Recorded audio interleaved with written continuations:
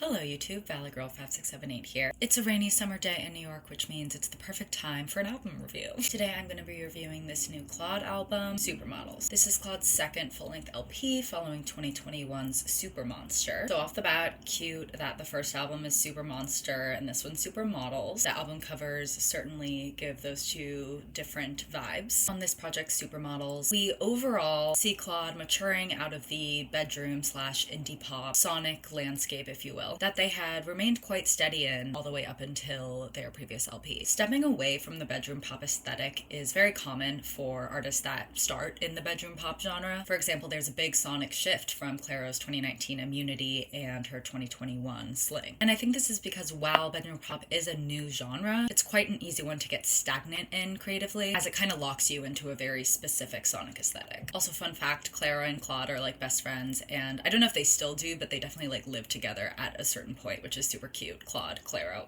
And on top of all of that, Claude's music, well, I feel like it was always very rooted in bedroom pop, definitely had some indie rock and grunge aspects to it that almost foreshadowed this development for Claude. On that note, this album is generally kind of like an indie rock, indie grunge pop album, but it's bookended with fairly chill anecdotal tracks that do help the listener ease in and out of the thematic scape of the album, as it's kind of in a sort of chronological order, but it's also not. So having bookends that act as intros and outros, and also just general ends that kind of sum up aspects of the themes of the album as a whole, is helpful in tying the whole body of work together. For example, the opening track, Crumbs, could very well be the closer, as it almost acts as a sort of retrospective on the rest of the album that's to come. Or in other words, it reminds me of when movies start at the end of the plot and then do a whole like, but let me start from the beginning. That's kind of what this song into track 2 feels like to me. And this is mostly done with the lyrical motif of the song, the little things are adding up. You could even argue that the songs in between this first track, Crumbs, and the final track, Screwdriver, are representations of the little things that kept adding up. So on that note, track 2,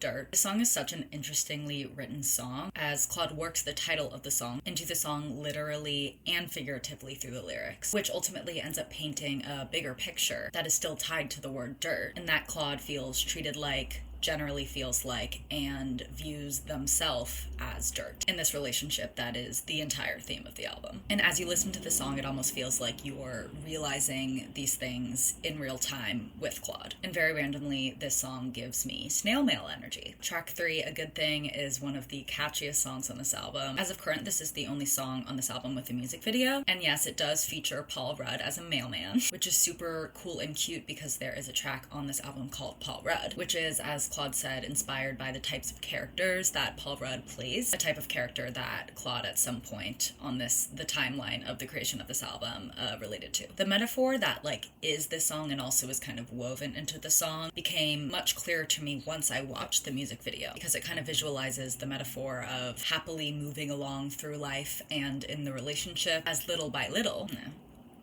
all the little things are adding up. You get it. Claude's sweater in the music video, or you can argue it's the relationship or their sense of self, slowly unravels into nothingness, or at least into something that is not what it initially seemed to be. Where this is exercised in the song is mostly in the choruses, where it seems like Claude is living in a reality of denial, using common phrases like, don't fix it if it ain't broke, leave a good thing alone, and stating, well, we'll never know the answers to these questions, so no need to ask. The use of all these phrases ultimately being a sort of pop out for actually looking at the actual situation in its uniqueness and complexity. Like actively choosing to put on the rose-colored lenses, which is super valid. However, this is kind of the only track on the album that has this sentiment, as going forward, starting with the next track, Every Fucking Time, Claude almost like flips to the complete other end of the spectrum in regards to looking at the facts, almost to the point of over-analyzing that brings confusion. The line that's most representative to me in this song of Claude beginning to,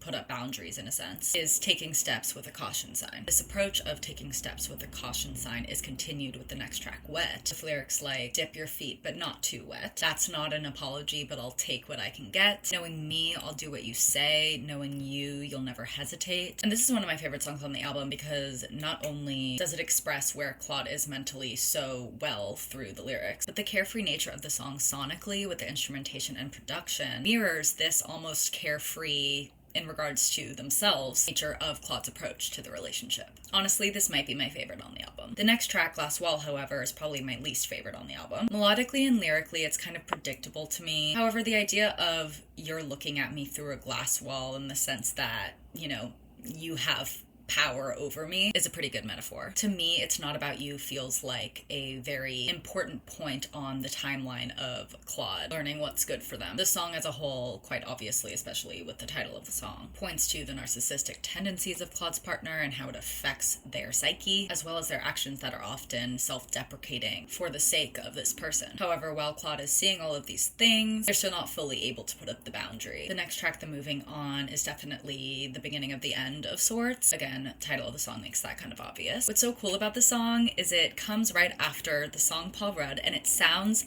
like it could be in a early 2000s movie that Paul Rudd would be in. And on top of that, the instrumentation does a great job of mirroring the very chaotic and confusing emotions that Claude is singing about. The next track, Climbing Trees, is where I feel like Claude actually faces reality. And then this trajectory continues with the next track, Spare Tire, which similarly to Dirt is a super like play on words type song, as they name all of the things that they would spare for this person before saying that's as far as I'll go for you. All Over obviously continues the trajectory as the song sounds very Christmassy, wintry, giving us a sense of time passing, plus the line the heat's turned on and we lose daylight. And then there's this short chaotic instrumental moment that reminds me of the general instrumentation on the Moving On and Wet during the line, a useless mess I call myself, a useless hand I've been dealt. So again, that creative motif is used here. In the final track, Screwdriver, the line, can't draw the line, so I put vodka in my orange juice, represents this idea of over-analyzing to the point of confusion. That is one of the main takeaways thematically of this album, quite perfectly. As when you hit a mental block, many of us, creatives especially, look for external substance to help out with that. It's also just a great representation of how this relationship has left Claude scattered, uncertain, and powerless. So overall, this is a very thematically cohesive anecdotal album. As I mentioned, there's a lot of layers to this cohesiveness. However, the album as a whole does have a bit less of a punch than Supermonster did. There are way less tracks on this thing that, to be honest, stand out. Or to put it in other words, this album just has less bops and is a bit less of pop genius type moments. So do I think this album suffered the sophomore slump? A little bit. However, it is nice to see Claude changing things up creatively, and I do really applaud the layers that make up